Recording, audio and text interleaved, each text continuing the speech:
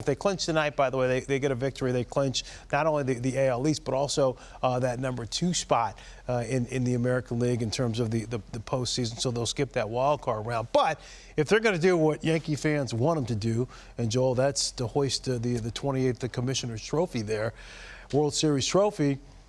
Aroldis Chapman is going to have to be some semblance of the guy who we've seen in years past. When you look at that Yankees pen, I mean, what do you see with Chapman in particular?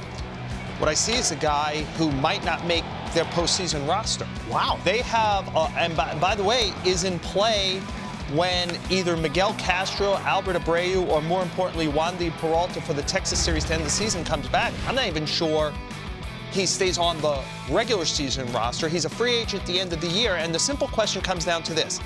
Do you put Chapman on a postseason roster? It's a little trickier. The American League Division Series is Game 1, day off. Game 2, day off, then 3 in a row. You could probably live with 12 pitchers instead of 13.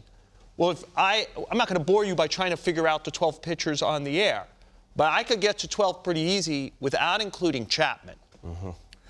And he's not in their end of the game look. They have a lot of questions even now about what the end of the game look is, but their end of the game is going to be Holmes, Loaisaga, and then to some degree, Efros and Peralta. Those are the 4 guys they trust the most. Okay. Right? So that's 4.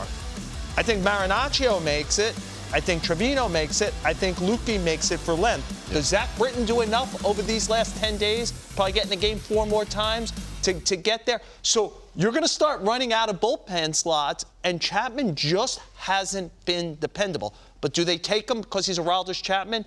Maybe he could still strike some guys out. They used to be the best bullpen at striking people out in the sport.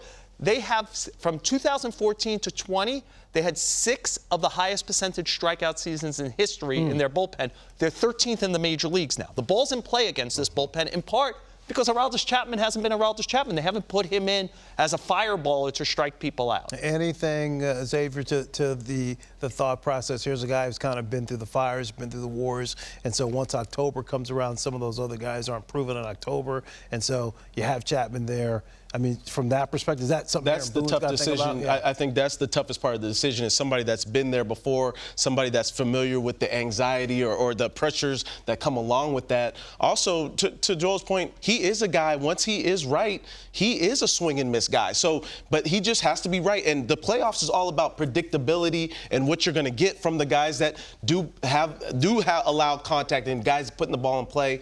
And you're hoping that you line it up to where you can trust all of those guys. And honestly, you can't trust Aroldis Chapman right now at this moment.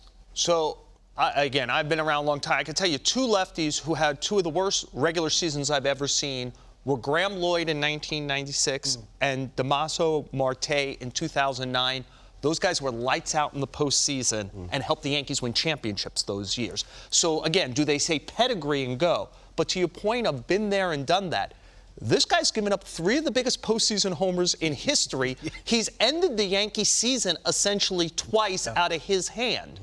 The Yankees are simply not going to put him in position to end their season again. It's going to be other guys might end their season, but it's not going to be Chapman. And then just the question is, do you sit there and go, it's Chapman, can we bring him in the 6th inning when we need a strikeout?